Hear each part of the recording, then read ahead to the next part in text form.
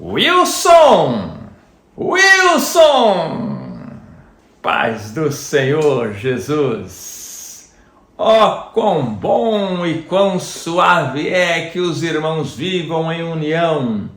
É como óleo precioso sobre a cabeça que desce sobre a barba de Arão, que desce a orla das suas vestes, como o orvalho de Hermon, e como que desce sobre os montes de Sião, porque ali o Senhor ordena a bênção e vida para sempre. Meu querido amigo, meu querido irmão, inicia-se aqui mais um vídeo do canal Discípulos de Cristo.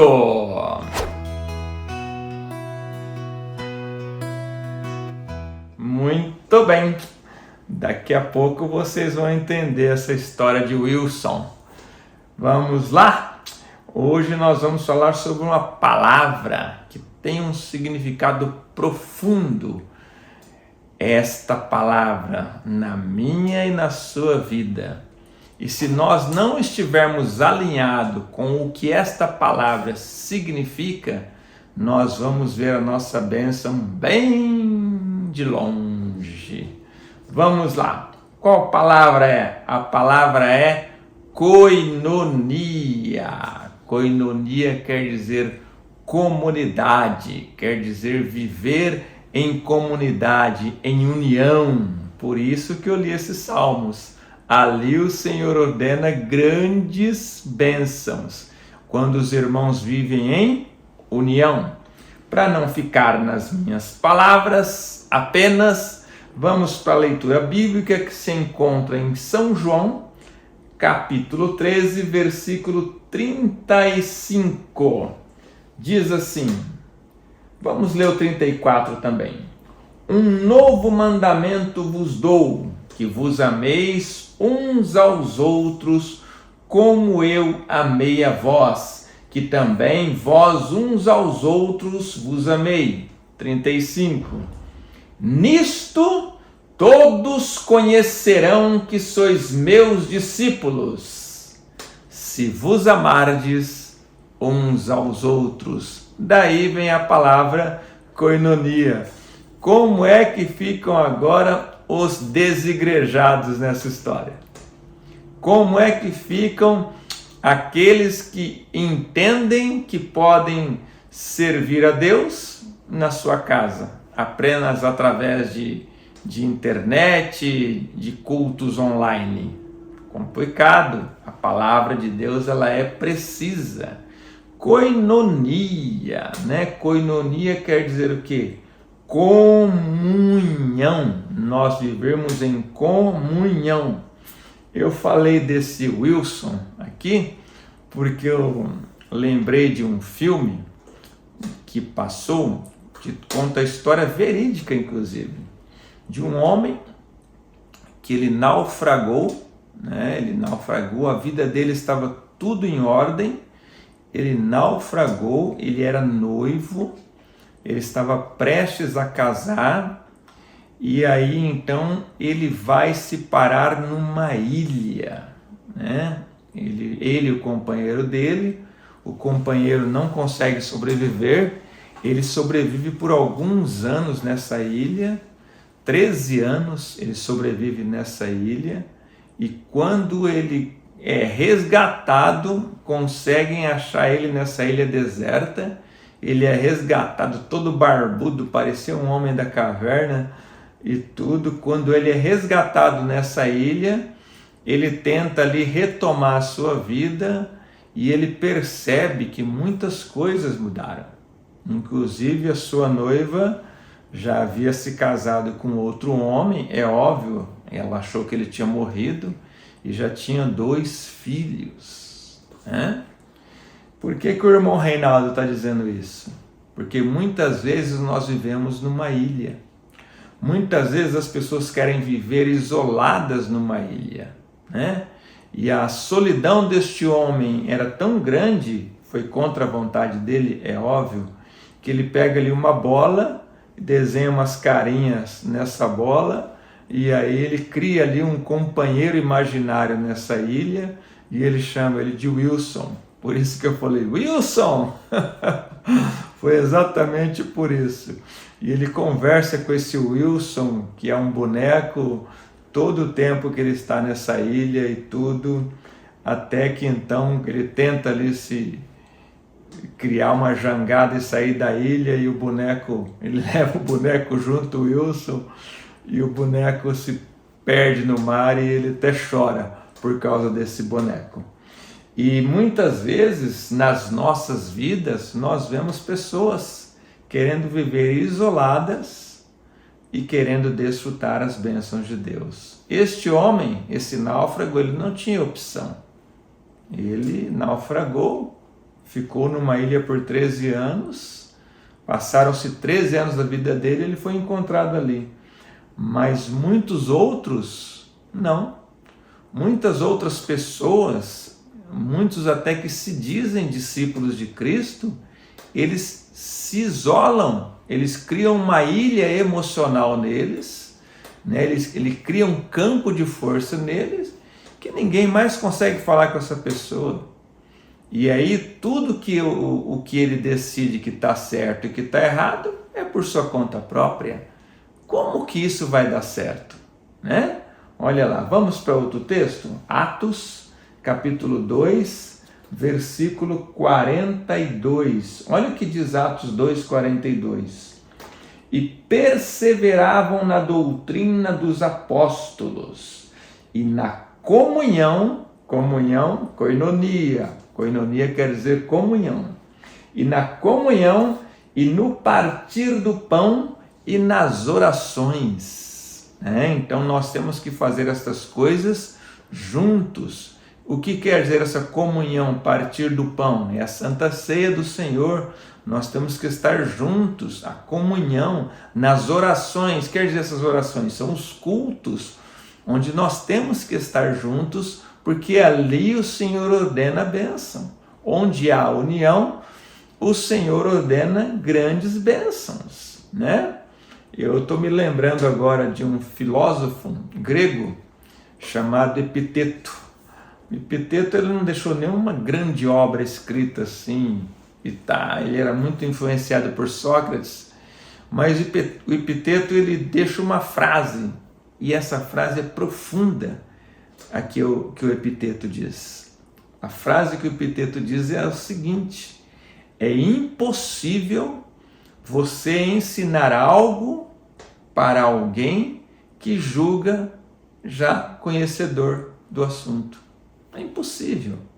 Você não vai conseguir ensinar alguma coisa para uma pessoa que ele julga que ele já sabe, né? E tem muitas pessoas que, quando resolvem viver nessa ilha, você vai aconselhar esta pessoa e ele já te julga sabedor de todas as coisas, e então o ensino ali não penetra a alma dele, não penetra no interior dele, porque ele criou um campo de força nele, ele vive isolado, ele vive numa ilha, né? Então ele tem os seus conceitos próprios, e ali ele não consegue ter um aprendizado, né?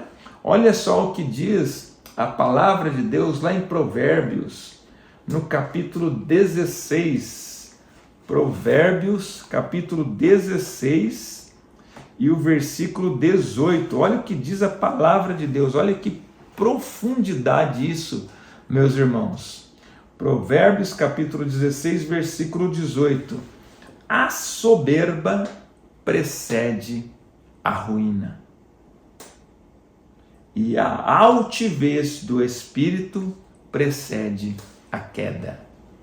Ou seja, antes da ruína vem algo. E o que é esse algo que vem antes? A soberba. E normalmente pessoas que querem viver numa ilha, pessoas que querem viver isolados, ele cria ali uma soberba, ele se acha um sabedor de todas as coisas, conhecedor de todas as coisas, e então ele se isola e começa a criar factoides, começa a criar coisas na sua mente que nunca aconteceram. ele começa a criar coisas, ele começa a criar situações que nunca aconteceram, coisas que vêm da sua própria mente. Ele tem ali os seus fantasmas, os seus traumas e tudo. Por quê? Porque insiste em viver isolado. E o Senhor falou assim: nisto todos conhecerão que sois meus discípulos, pela vossa comunhão, pela vossa koinonia. As pessoas vão olhar para nós e vão ver a nossa união e vai falar assim: esse pessoal é diferente, Jesus está no meio deles.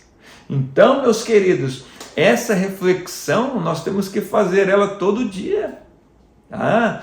Nós amamos todos os irmãos de igual maneira.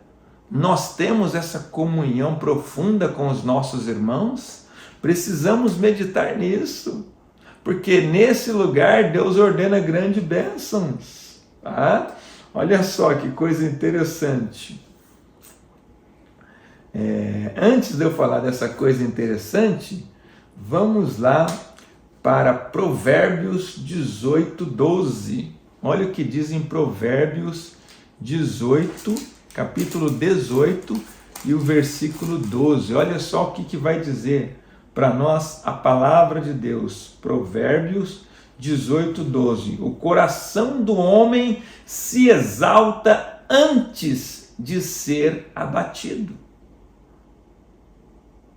Exaltou o coração, vai ser abatido. Mas tem a parte B do versículo: e diante da honra vai a humildade. Ou seja, ao invés de nós querermos ser os sabichões, eu sei de tudo, nós devemos ter humildade de aprender uns com os outros.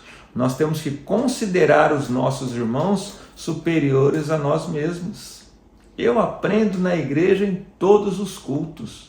Pode ser o irmão mais simples que dê uma palavra ali, Deus está falando comigo.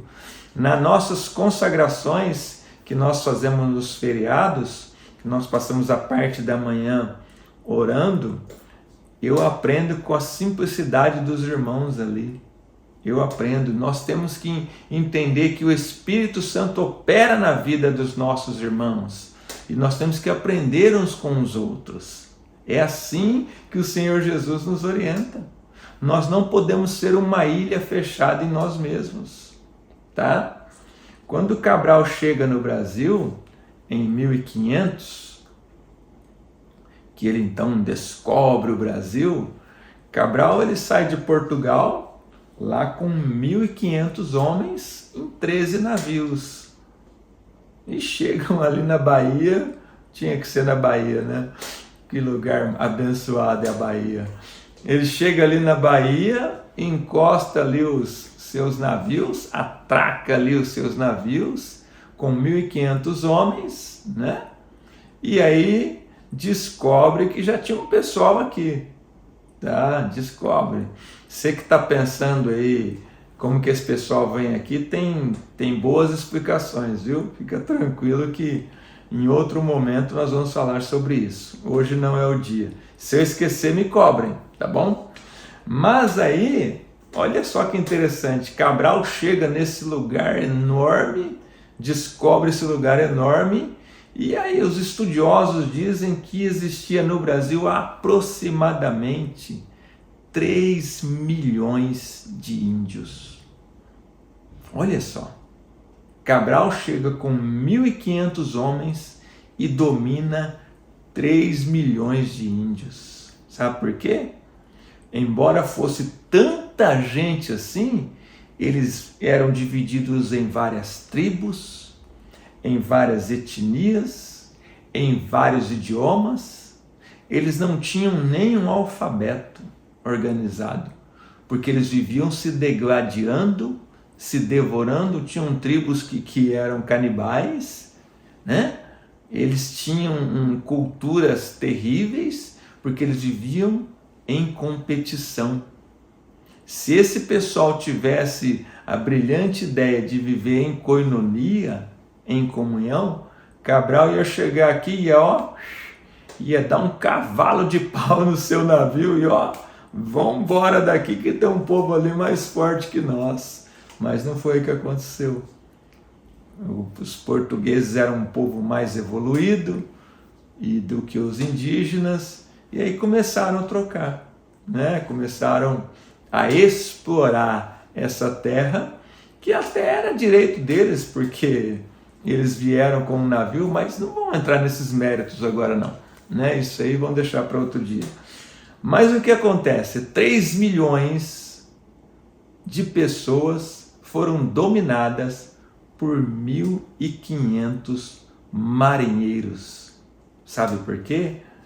Porque eles não tinham coinonia, eles não eram unidos. O próprio Senhor Jesus diz: todo reino dividido contra si mesmo não subsistirá. Então, e aí, como é que está o teu reino familiar? Como que está a sua família? Cada um num cômodo com o celular? Todos no mesmo cômodo com o seu celular? Na hora do almoço, cada um com o seu celular? Como que está? Nós temos que ter comunhão. E a nossa primeira missão, pregou o pastor Lucas para nós ali no culto de missões, que o nosso primeiro campo missionário é a nossa casa. Onde nós temos que alimentar as primeiras almas é na nossa casa. E aí, como está a sua família? Ela está em comunhão ou está dividida? Só estão embaixo do mesmo ambiente, do mesmo espaço, e estão divididos. Se estiver assim, está na hora de bater a mão na mesa, meu querido, com amor, com carinho, e falar: vamos mudar isso, vamos mudar essa situação. E isso tem que ter iniciativa de alguém, de preferência o pai de família. Se não puder ser o pai, a mãe, alguém tem que ter essa iniciativa. E nós vivermos em comunhão, começando nos nossos lares, que a base da igreja, a base da sociedade são as famílias, né? E olha só que coisa interessante que aconteceu, né? Então, a palavra de Deus vai continuar nos dizendo essas coisas, né? Olha só que coisa interessante. Vamos lá para Atos, capítulo 17, do versículo 15 de Atos 17 até o 34, vai falar ali sobre Paulo. Quando Paulo chega em Atenas, ele vê um altar lá com um monte de deuses, e aí ele vê uma plaquinha assim: ao Deus desconhecido. E ali ele começa a pregar o Deus vivo. E os gregos não acreditavam em ressurreição. Eles eram politeístas, eles tinham ali vários deuses, mas eles não acreditavam na ressurreição. Não acreditavam na vida após a morte. E Paulo sabiamente começa ali pregar e ensinar para os gregos, né? Os gregos, diferente dos indígenas brasileiros, né? Se é que poderia chamar brasileiro naquela época, eles eram o oposto. Os gregos, eles eram ávidos por conhecimento. Os gregos poderiam ser especialistas numa área que, se chegasse alguém ali e fosse falar alguma coisa, eles fechavam a boquinha: vamos ouvir. Quem sabe não tem algo para nós aprendermos. Por isso que os gregos contribuíram muito para a história. As bases da matemática, da medicina, saíram. Nós somos devedores aos gregos. A filosofia sai dali dos gregos. Nós somos devedores a eles nessas questões. E ali Paulo faz o que então? O que Paulo faz ali, né? E tudo. E Paulo começa a pregar o evangelho: é o Deus desconhecido, é esse que eu venho lhes anunciar, e tá. E então Paulo chega ali e percebe que começam a chamar ele de paroleiro, né? Falador. Eles não conseguem entender direito o que Paulo está dizendo, e Paulo vai ali na jugular deles. Eu queria falar para vocês, você vai ver isso no versículo 32. No 32 você vai ver isso. Paulo diz para eles assim: eu queria lhes falar sobre a vida eterna. Pronto. Silêncio. Tudo aquela multidão de gregos. Espera aí. Esse assunto nós não cremos. Esse assunto é algo novo para nós. Vamos ouvir você amanhã sobre isso. Eles marcam uma audiência para Paulo explicar para eles só isso de algo que eles não acreditavam. Olha só que coisa profunda. Então, queridos, nós temos que entender essas coisas e praticar essas coisas. A Septuaginta, por exemplo, que foi a tradução da Torá para o grego 300 anos antes de Cristo, foi encomendada pelo rei Ptolomeu. E ele queria na sua biblioteca ali um exemplar das leis judaicas para conhecer outras coisas ali, para ele poder crescer na sabedoria. Então ele pega ali 72 sábios judeus separadamente e fazem eles traduzir para o grego a Torá, o Antigo Testamento. Olha só, hein? Um rei grego leu o Antigo Testamento inteiro. E você que é cristão, leu pelo menos o Novo? Pelo menos o Novo Testamento? Pelo menos Mateus, você leu? Olha o que o Senhor Jesus diz. Olha só o que o Senhor Jesus nos disse. O meu povo é destruído porque lhes falta o conhecimento. Examinai as Escrituras, porque vós cuidais dela o segredo para a sua salvação. Então, quando você for no culto, quando você estiver na igreja, o que a palavra de Deus orienta? Koinonia, comunhão. Dá um abraço no irmão. Eu fiz uma encomenda para uma irmã da nossa igreja. Eu falei, todas as vezes que você vê aquela irmã ali, que era uma nova convertida, você vai lá e dá um abraço nela, por favor. E ela me ajudou nessa missão. Ela falou, irmão Reinaldo, eu tô fazendo aquilo lá que o irmão pediu para mim. Todas as vezes que eu vejo a irmã, eu vou lá e dou um abraço nela. Às vezes a pessoa precisa só de um abraço. Às vezes a pessoa precisa só de uma palavra amiga. Nós precisamos viver em comunhão, porque nisto todos conhecerão que nós somos discípulos de Cristo e ali Deus ordenará para nós grandiosíssimas bênçãos. Que o Senhor te abençoe e te guarde. Lembre-se, meu querido, viver em comunhão. Não seja essa pessoa isolada, cheia de preconceitos. Sabe, esses preconceitos. E o sentido da palavra preconceito, ela é interessante. Eu não estou falando de nada racial. Preconceito. Trabalha com o conceito. Tira o pré. Tira o que você imagina. Ouve a pessoa falar. Aqui em casa já é regra.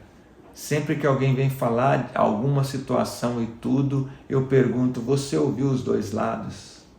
Você viu o lado da outra pessoa? Porque senão nós vamos lidar com o preconceito. Né? Nós temos que... A gente fica trabalhando, achando... A gente vai ter uma vida de achismo. E isso está quilômetros, anos-luz da realidade. Não podemos fazer isso. Conta-se a história de um pastor que ele chega na igreja, está toda a igreja reunida lá para uma reunião extraordinária com o pastor. E aí, a hora que aquelas pessoas, que o pastor senta, eles começam a falar para ele e eles dizem assim, nós não queremos o Senhor como nosso pastor. E aí então ele fala assim, não quer por quê? Porque nós não queremos aqui um pastor que bate na sua mulher. Ele fala assim, ele olha para a esposa, chama a esposa e falou, bem, quando que eu bati em você? O senhor bateu nela, assim, levanta os acusadores. No dia tal, a fulana de tal passou na sua casa e viu o senhor espancando a sua esposa, e nós não queremos aqui um pastor que bata na esposa. E aí então o pastor olhou para a mulher e a sua esposa falou assim: ah, bem, lembrei. A esposa estava lá colocando roupa no varal, tinha ali uma caixa de abelhas, as abelhas avançam na esposa, ela começa a gritar. Vocês sabem como mulheres são discretas. Eu te amo, irmãs. Ela começa a gritar, eu amo vocês, irmã, já falei. Ela começa a gritar ali, pá, pá, pá, pá. O marido pega uma toalha e começa a bater na mulher para tirar as abelhas. E a mulher gritando com as picadas das abelhas. Aí a dona Francisquinha, a dona irmãzinha, esse Francisco eu que inventei, tá, irmãos? A irmãzinha passa na rua lá e vê o pastor batendo na irmã com a toalha para tirar as abelhas e cria toda uma situação dentro da igreja a ponto das pessoas quererem que o pastor deixasse a igreja. Isso que eu chamo de preconceito. É você trabalhar com algo que está longe da verdade. As pessoas te amam, meu querido. Não viva isolado, não. Que Deus te abençoe e te guarde. Vamos viver em comunhão, em coinonia. Senhor Deus, eu te louvo por este vídeo que o Senhor nos dá a oportunidade de gravarmos. Peço a Ti, Pai, que o Senhor abençoe os meus irmãos e as minhas irmãs. Este irmão, ó Pai, que insiste em viver isolado, toca no coração dele agora, Espírito Santo. Mostra a ele que ele necessita estar em comunhão conosco. Esses outros irmãos que estão desigrejados, mostra a eles, papai querido, que eles precisam estar na comunhão dos irmãos, no partir do pão, na Santa Ceia, nas orações. Esses irmãos que vivem ali conversando apenas com 2 ou 3 pessoas quando acaba o culto, mostra para eles, Pai, que eles precisam olhar para aquele irmão mais necessitado, para aquele novo convertido, para que nós vivamos em comunhão. Oh, meu Deus, abençoa os meus irmãos queridos, derrama da sua glória e da sua graça. Assim eu oro e te agradeço e o faço em nome do Senhor Jesus. Que Jesus, que o Senhor te abençoe e te guarde e te proteja sempre. Nos encontramos no próximo vídeo ou nos ares com o Senhor Jesus. Deus te abençoe.